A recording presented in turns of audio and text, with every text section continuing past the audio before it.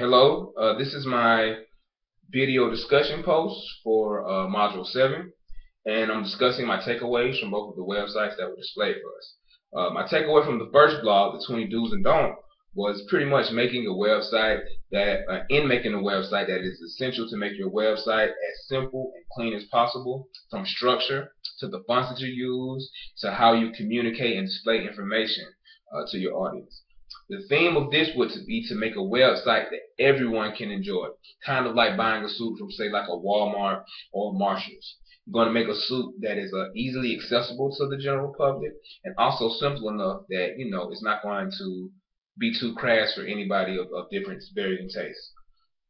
The second blog shared similarities with the first in that it also suggested that you utilize a clean and simple design. Where it differed from the first one was mainly that it focused on, even though your design is going to be simple, the content is going to be geared more towards a specific audience. So it suggested utilizing various tools to kind of tailor fit, going back to my suit terminology, your website to the people that are going to use it. One of the tools that it suggested you use was something called Google Website Optimizer, which basically utilizes something called split testing, which is a new term to me that I just discovered when I read that article. And basically that's having simultaneous different versions of your website running at the same time, and then you would test which of those versions gets more feedback, and then you would obviously go with the one that gets more feedback. So yeah, that.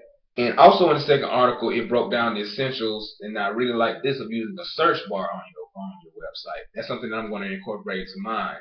I'm creating a website for my students and their parents, and so utilizing a search bar in conjunction with also having a very clean navigation system in my website is going to allow students to kind of pinpoint exactly what they need. So, for example, if I was giving a lesson on video game design, they could type in video game design into it's a search bar, and would pull up all the information related to that term.